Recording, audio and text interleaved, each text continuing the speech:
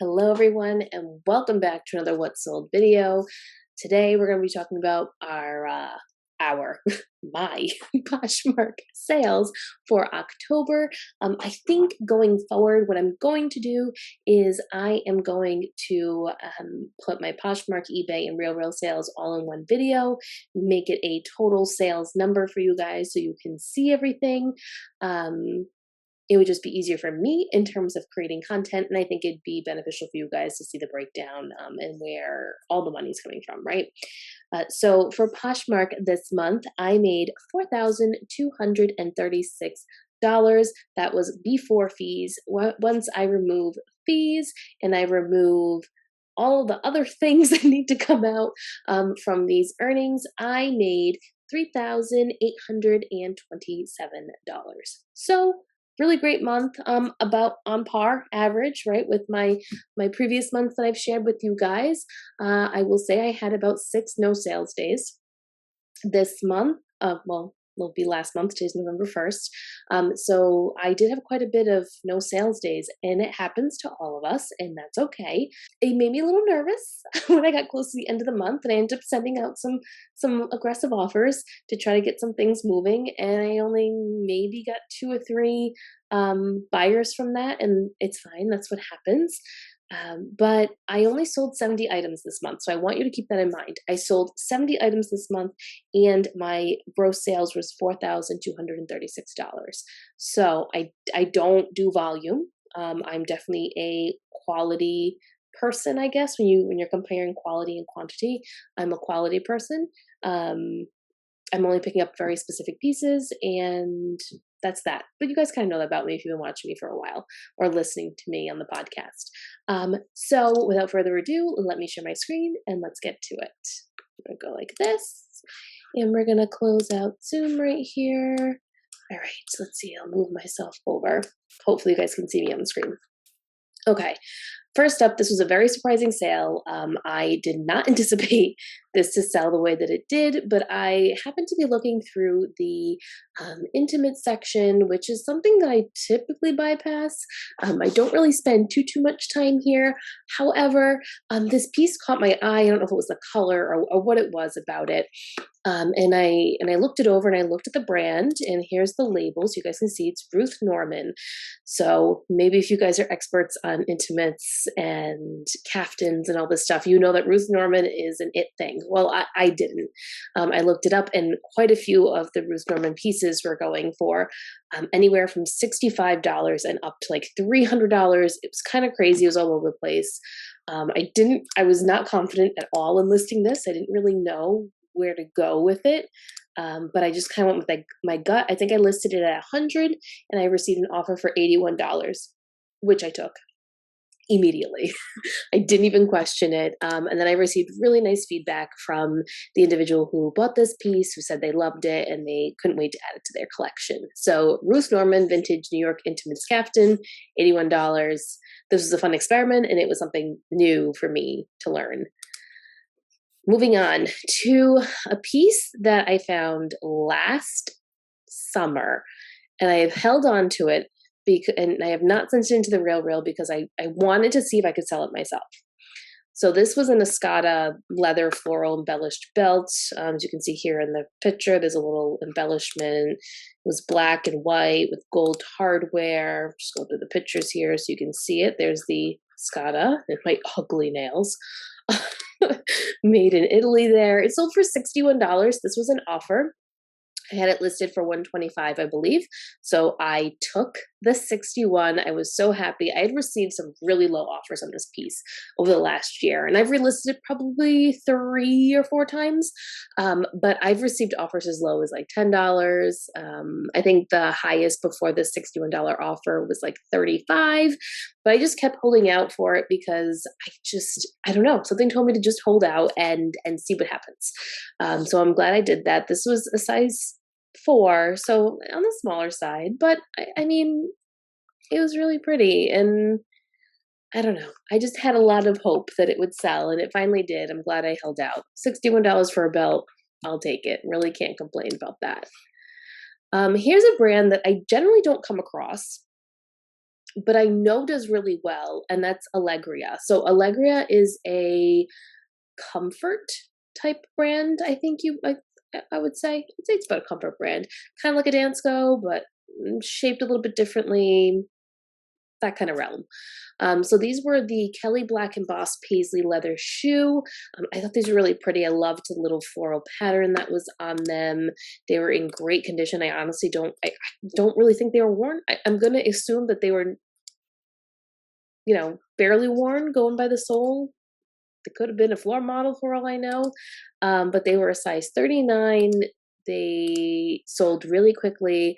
I had them listed at 65 and I got an offer for 48, which I took. I was very excited about this. If I came across this brand more often, I would pick it up. It's kind of like Dansko's. I come across Dansko's, but they're either extremely beat up.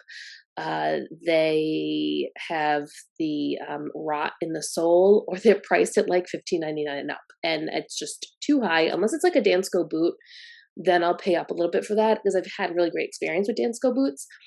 So this was my second time, I believe, selling Allegria, and I think the first time I sold it was about $45. So this was 48. So I feel like that's the general range this brand will sell at. But a great brand to pick up. It's I guess you would call it like a basic comfort brand, but whatever, we like those. This is the kind of stuff I wear to work sometimes. So yeah, this was a great pickup. If you guys have picked up Allegria before, has your experience been about the same? Sales between that like $35 to $45 range, pretty quick flip. I feel like that's a general consensus that I hear when I hear about this brand. Okay, these boots here. These are Coach. I know I always talk about this on this channel, but there were just certain pieces by certain brands, Coach being one of them, that is always a pickup for me, especially when it comes to shoes and handbags. This was a retail arbitrage pickup for me. They cost me $24.99 or $27.99. But my average cost of goods for that shopping trip was $14. So I average all of my costs together. So these cost me $14. These I thought were really unique. I loved the pattern on them. So the front toe here is almost like a herringbone tweed type of style to it. They had leather mixed in with it, the white leather, the black leather with the little C here on the bottom. They were really sharp looking shoes. Here you'll have the classic C pattern, but it's so minimal and you can't really see it, which I really loved. This is with leather right here. A little bit of a heel, a nice little combat boot, a little different than like your typical Doc Marten, right? But still stylish, still something that you could wear in the winter or in the fall. I loved it. It was worth the pickup for me to spend that amount of money on it. I received a lot of low offers on this. I mean, as low as 25. I declined them all. Well, I countered. I don't typically decline. I typically counter with whatever I feel is appropriate at that point in the conversation with the buyer. So I received an offer for $75 on these, and I took it. I had them listed at $155, which might have been reaching a little bit for this boot, but I really thought that it was going to sell for at least $100. But sometimes certain pieces just don't maintain a value in the same way. As you'll see right here, this is my listing too. I have another pair that I listed. I had these listed at $155. These are a size 9, I believe. I was going to keep them for myself, but I decided to list them instead. So look at that. My SEO is good. It's popping up right here.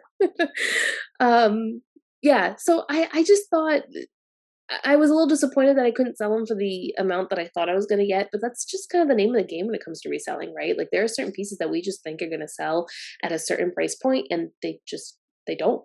The buyers just don't see it at that value, and that's okay. And sometimes we hold out, like I did with that Escada belt, and sometimes we just go with it. And we kind of take a consensus as sellers and say, okay, I've been receiving a lot of offers on these, and it tends to be in this range. So then, if another offer comes in at this range, then I'm going to take it at this price point, and or I'm going to send the offers out at this price point and see if anyone,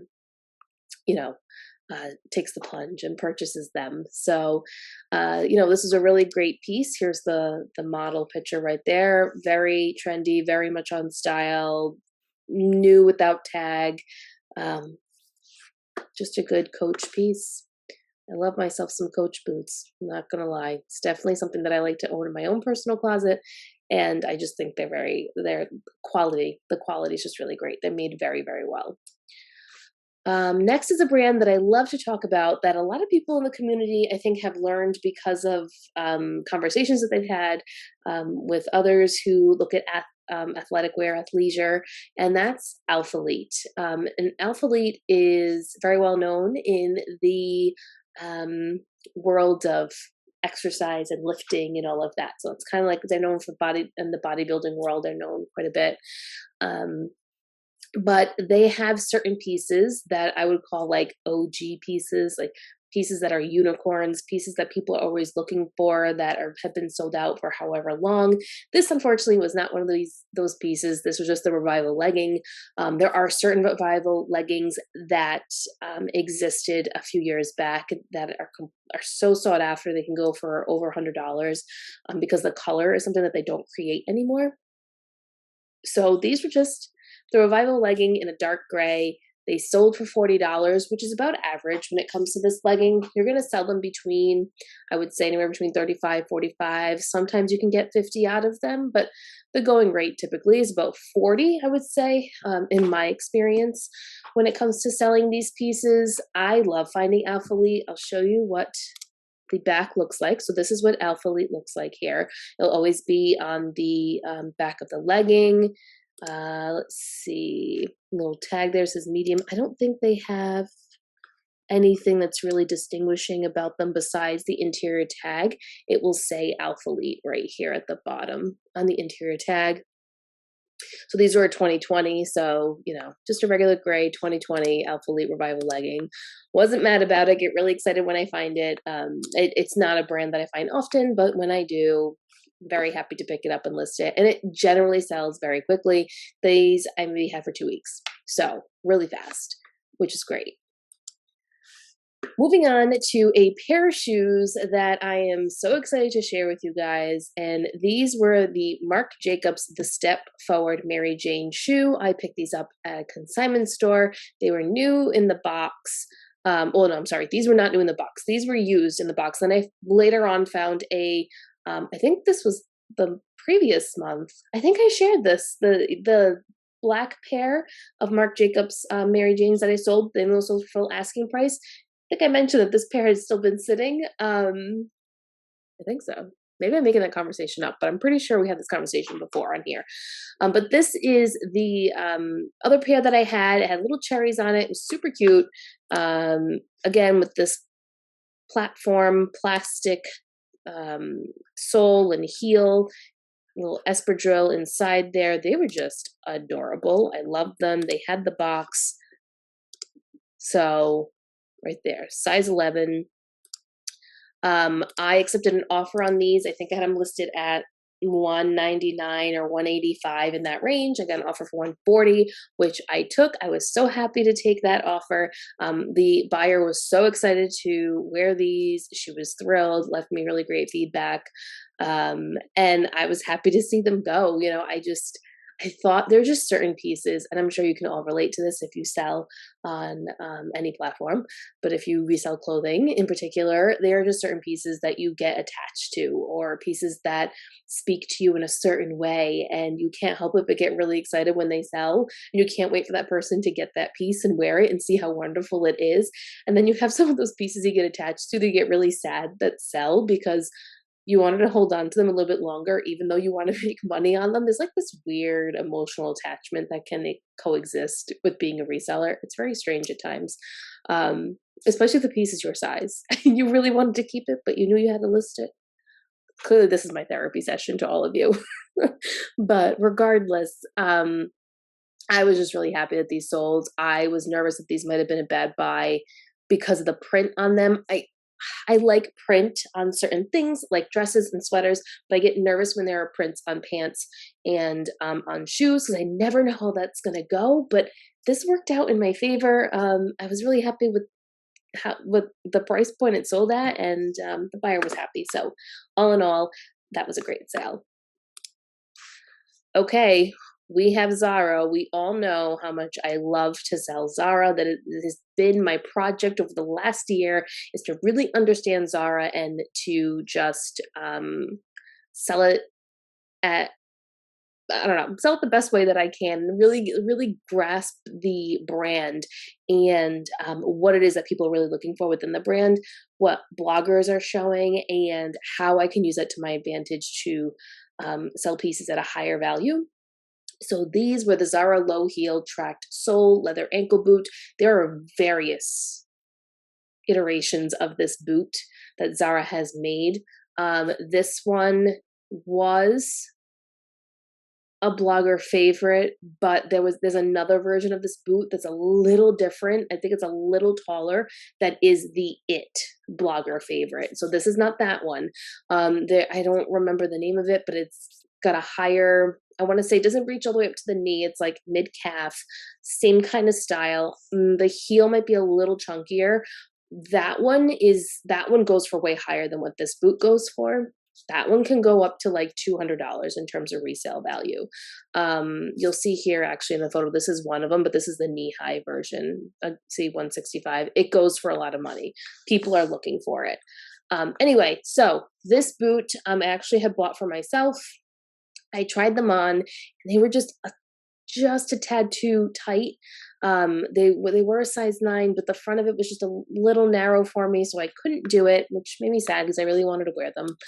But these were in excellent condition. The only thing on these, and I don't know if I take a picture of it, I'm going to assume I do. Oh, right here. One of the boots right here was missing the little pull tab, which, I mean, you could have one replaced by a cobbler if you really wanted to, or you could just leave it, or you could rip out the other one. It really doesn't matter. They can do whatever they want with it. But these were in really great condition. I ended up selling them for $70, which was an offer that was sent to me. I had them listed at $100. So I was happy to get the $70 offer. And here is the way the boot can be styled. This is the boot, but I don't think this is the boot. I think this one is the boot. I don't know. The two styles that I'm talking about are very similar. I put this on here because this is the picture that was associated with the boot that I sold online. Every time I did my research, this was the picture that was mostly associated with it. So I went with it, but I definitely didn't put it as the top photo because I didn't want to, I didn't want a case to be opened up against me or anything. So yeah, that was my fun Zara boot. I really wish these had fit me, but it's okay. I found another Zara boot that looks very similar. That's a pull-on style. That works. All right, moving on to a brand that I generally do not pick up anymore, but I picked it up this time. So this was the Equipment Cecile V-neck cashmere sweater in camel. This sold for $60. I paid $8. This piece was cashmere. So here it is right here, 100% cashmere, which was the only reason why I picked this up. I do not pick up equipment anymore. It doesn't sell well for me. Let me backtrack because I shouldn't say I never pick it up anymore. It's generally priced at a price point where I will not pick it up. If I can find it at a price point of $5 or less, then yes, I will pick it up. Except for when it's a cashmere piece. We're in sweater season. It was a nice V-neck, lightweight. Definitely something that people are looking for right now. Cashmere is something that I generally do not leave at the thrift store, especially if the brand is right. So I was very happy with the $60 sale on this. I paid, like I said, $8, and I really anticipated selling this for $40. So to make $60 on it, that was awesome. More than I could have ever asked for. Sometimes you take those risks, right? You know, the quality and the material is good. The brand is good. It doesn't necessarily have the resale value that we would like, and can generally sit, especially the blouses of that equipment makes.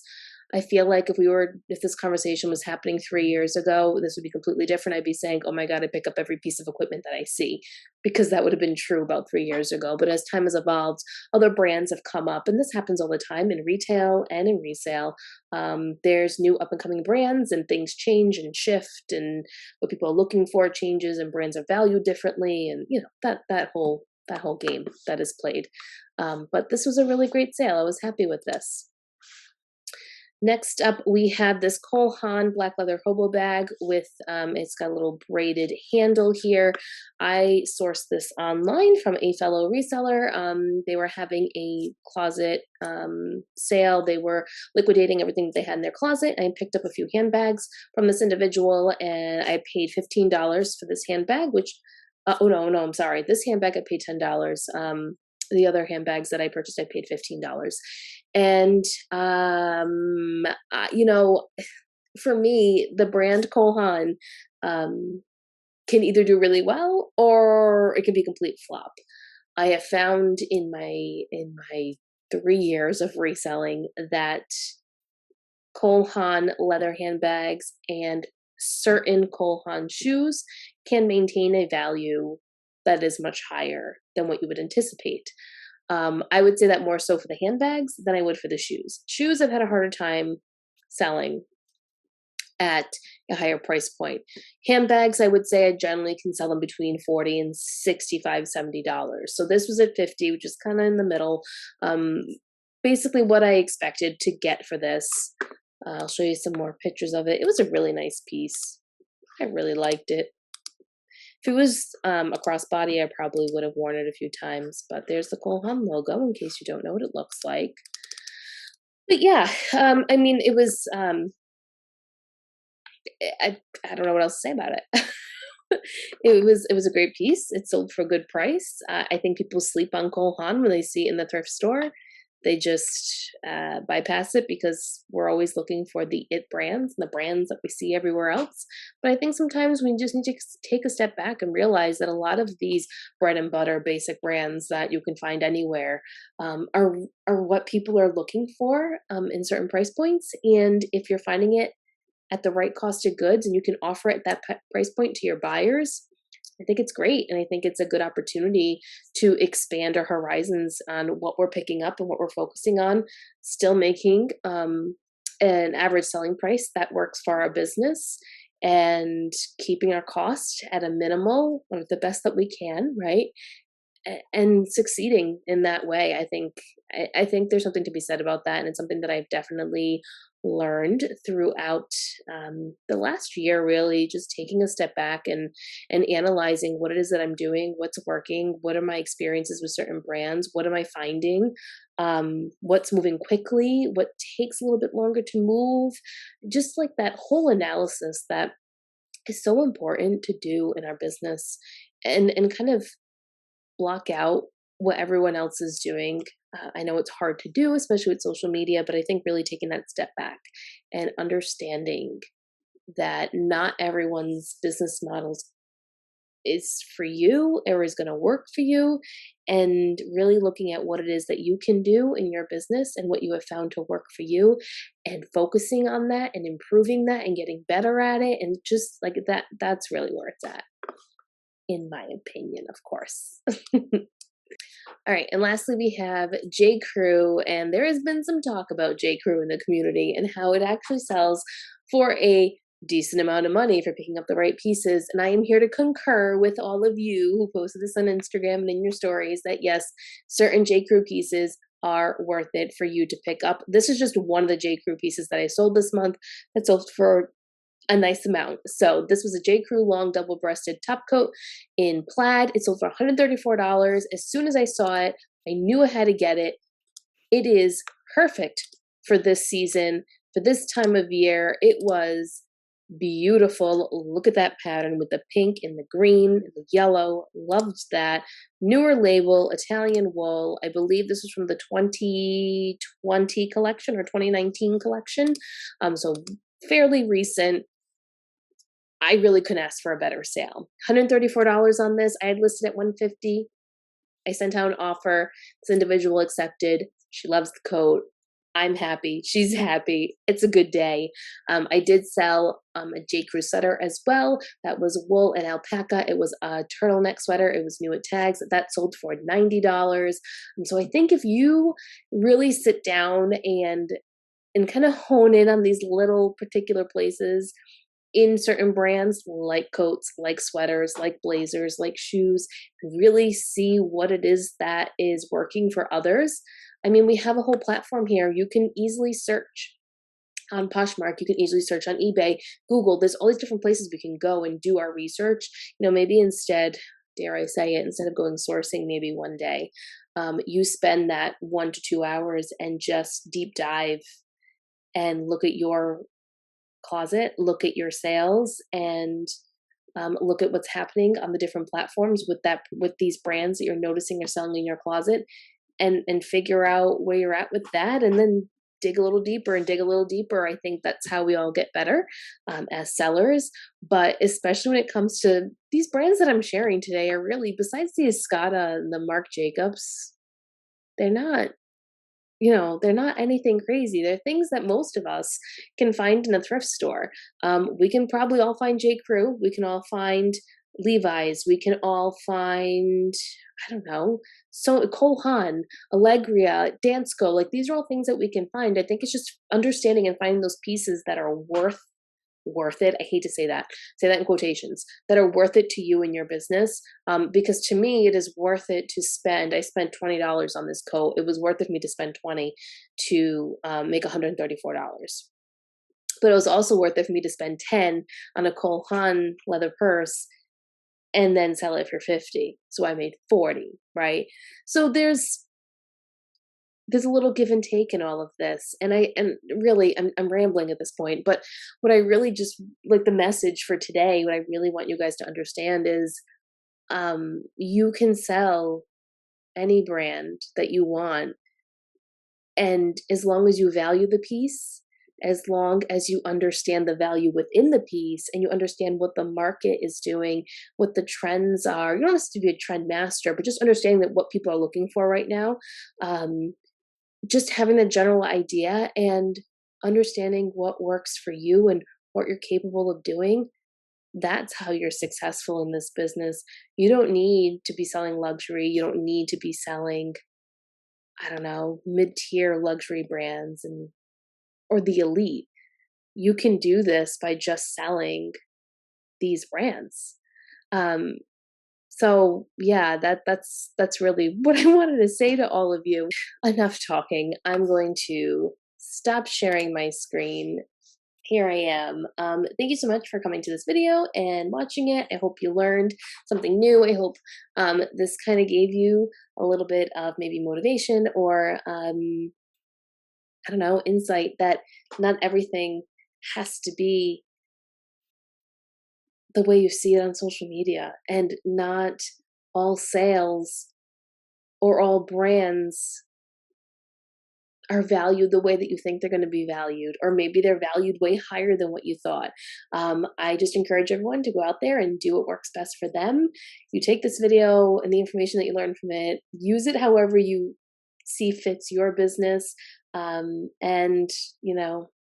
we'll just do this again next month. I'll just keep sharing these few sales with you guys so you can see what it's like to be a seller who doesn't do this as a full-time job. This is not my sole source of income. This is I don't even like to say side hustle, but this is a business that I have adjacent to my full-time job. And I'm doing well, and it has taken work, but if you're willing to put the work in it, it can still be worth it for you in so many different ways. So I'm going to cut this video here, and I will see you guys next time.